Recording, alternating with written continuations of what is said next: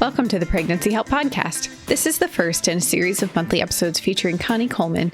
Connie provides concierge consultations for pregnancy help organizations, and we recently had her on our podcast to talk about how she can work with your organization to take you to the next level through consultations that are customized to fit your organization's needs. I'll link to that episode and Heartbeat's webpage where you can learn more in the show notes. In these episodes, Connie Coleman will take us through business strategies based on biblical truths to show how you can grow and maintain life-giving and sustaining ministries. I hope you enjoy this episode, and be sure to subscribe to the Pregnancy Help Podcast so that you never miss a future episode. Hey, everybody. Welcome to the Igniting More podcast. I'm Connie W. Coleman, and I am thrilled to have you here with me today. Today's episode is in partnership with Heartbeat International, and I'm very honored to have this opportunity to spend a little time with you today. The name of this podcast, this work, grew out of walking through my own life, my own professional life years ago. Igniting more. It is my why, if you will, my mantra, my goal. And really, if I'm honest, it's my passion and my heart behind everything that I do. I desire to ignite more in those around me, but we'll dive into that more in a minute. I share that as it's fitting to start our series with a testimony of what we're going to be discussing today.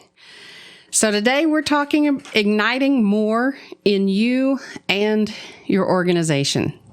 So if y'all will stick with me, I have notes in front of me so I don't miss anything. I have notes on my computer. So we're just going to dive in. So how do you go about igniting more in you and your organization? I want to begin with a question. Do you know why you get paid? Yes, why you get paid. Truly. Do you know why you get paid? If you have a job, if you own your business, if you're in ministry, any combination of those, truly, anyone that has ever been hired to do anything, do you know why you're getting paid? I wish we were in a room together right now where we could just open up the floor and talk about it and come up with all the answers of why we think we get paid. But would you be surprised to know that the answer is the same for everybody? We all get paid for the same reason. Now, the how, that differs wildly, but the answer is the same. You and I get paid to solve a problem. The better problem solver you are, sometimes the more you get paid.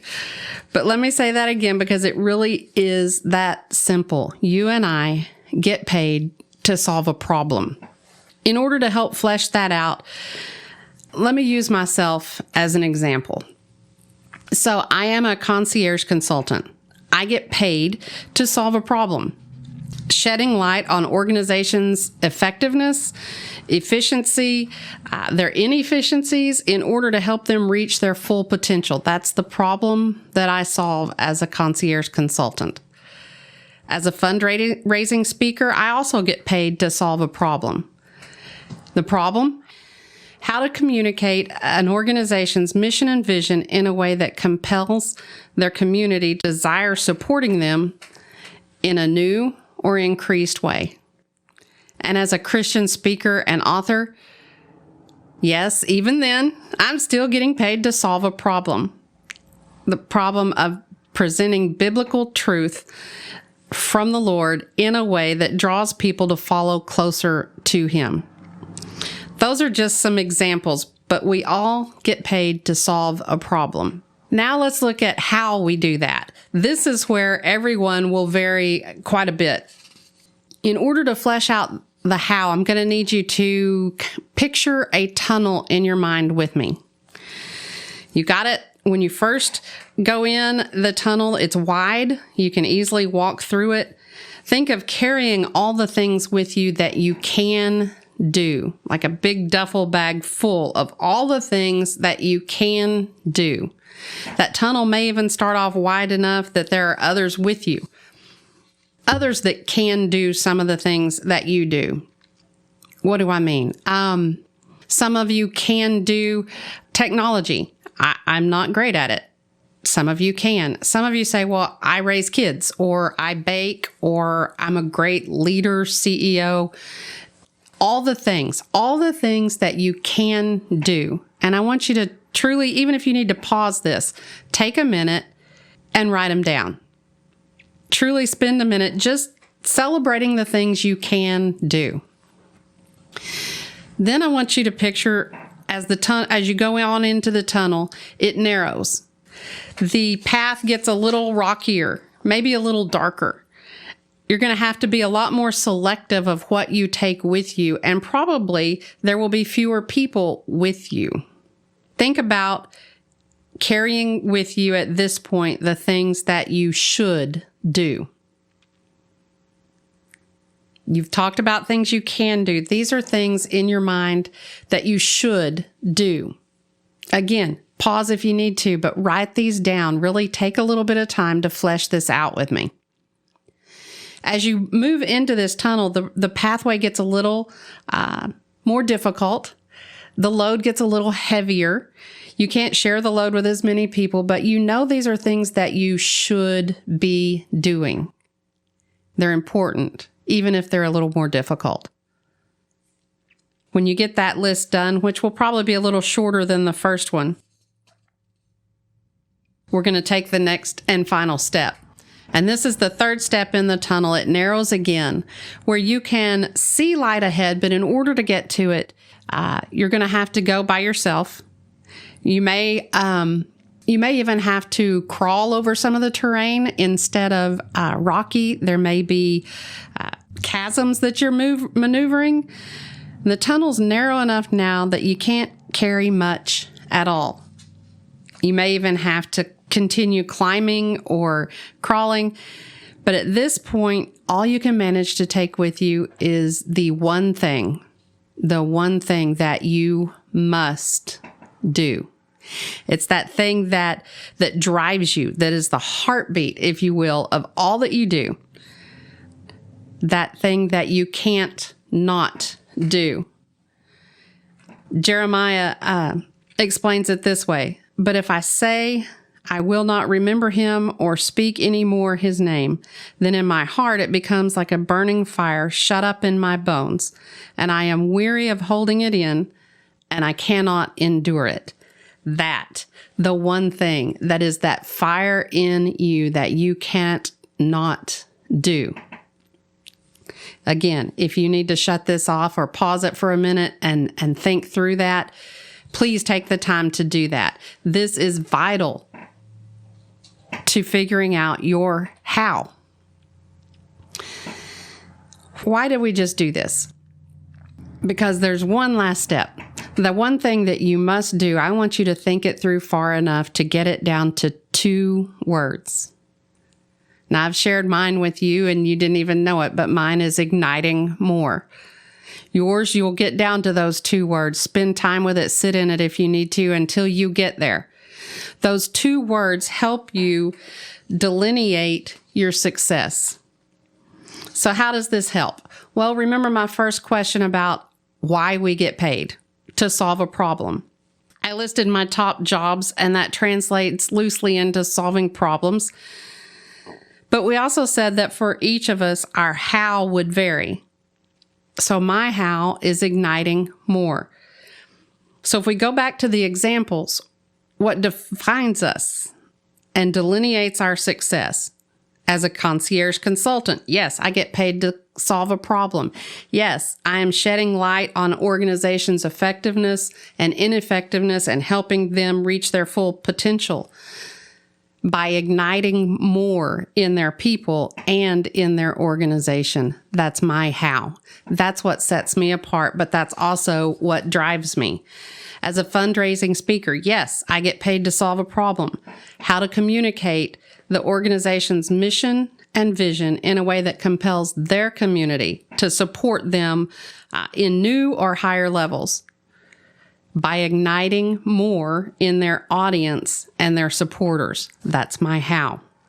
Again, as a Christian speaker, I get paid to solve problems. presenting the biblical truth of God, by igniting more in their walk with the Lord and their passion to see Him at work in and through their lives. So why did I say we delineate our success instead of just define it? Delineation carries two parts to it. And we're going to delineate our purpose. We're going to do that by, number one, describing or portraying precisely. We've delineated our success by describing or portraying it precisely. Now, why? So if you are doing a SWOT analysis, that's a big thing. Let's look at our successes, our weaknesses, our opportunities, and our threats of an organization or even your own personal ministry and what you're trying to do. If you don't know what your success is, what your piece of success is, if you have not delineated your success, what are you analyzing against? What's your backdrop? So if I say this event or this podcast was successful, how do I know it was successful if I have not compared it to the backdrop of igniting more in others? I don't.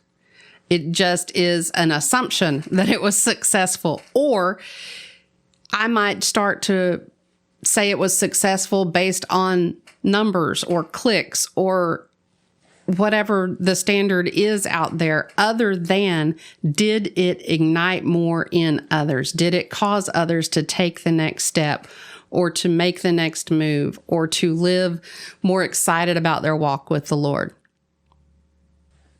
We cannot rightly assess who we are, what we're doing, or what the same with our organizations until we have delineated our success. What else does it allow us to do?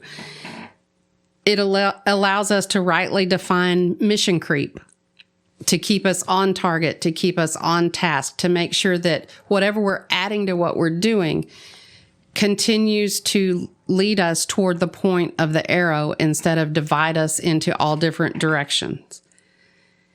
It rightly attributes chaos. If you are in your organization and things start getting chaotic, whether it's between employees or between the board and the staff or just in general, there's just a lot of chaos. You can't define it or rightly attribute what it goes to until you know what success looks like in that place. You might just think it's random chaos or it's one specific person. And even if it is one specific person wreaking havoc on your organization, or maybe you, if you have not rightly delineated your success and know what it means to be successful in what you're doing, you can't rightly attribute the chaos. Again, your successes will be rightly measured. Your failures will be rightly analyzed. We look at some things and think it was a colossal failure until we get that phone call where one person's life was changed. So what was your measure of success, and did it match it? Or did it truly fail and you need to go back to the drawing board? Shortcomings are rightly surrounded. What do I mean by that? I am a visionary person. I like big vision. I like reaching for goals. I'm not a great detail person. So I know that's a shortcoming. Well, it's only a detriment if I don't surround myself with someone that's a detail person. And that's not to point out my faults. That's so that we're both better. Detail people can sometimes get mired down. Vision people forget there are details and steps to accomplishing where they need to go. And together, those shortcomings are rightly surrounded, and the strength adds to the organization. So you have just delineated your success personally by narrowing down to that 2 words of why. Now you want to go through and apply the same thought and method to your organization. Take it back to your organization. Define your why. Delineate your why for your organization. Apply this delineating work to your area of responsibility. If you're not the CEO or the leader of the organization, if you're a department head, then take it there. If you're on a team, take it back to where you're responsible for, but figure out what your success looks for there. Remember, we get paid to solve a problem. Now you have the tools to rightly identify and address the problems and have a backing personally and professionally from which to assess them. In one of our next episodes, we're going to walk through the next step of delineating your success. We've done describing or portraying precisely. The next step is to delineate your structure, and that will give the second definition of indicating the exact position. These are both steps in a broader vision of next you'll come up with strategy. Until you have rightly delineated your success and your structure, strategy will be difficult, it will be chaotic, and it will not take root and drive you where you desire to go. You have to do the structure work first, and before that, you have to decide what's success. So I hope that as you take these tools and you apply them, that you're able to truly go back and look at that tunnel and figure out where you are in the tunnel and what your goal is, what your 2 words are when you come out the other side. It will drive everything you do, and I believe you'll begin to see how the Lord's been using it all along. You may just not have recognized what it was in your life that He was using. For now, thank you for jumping on with Igniting More, and we will see you next time. Thanks for listening to this episode of the Pregnancy Help Podcast. Subscribe and check out the show notes for more information.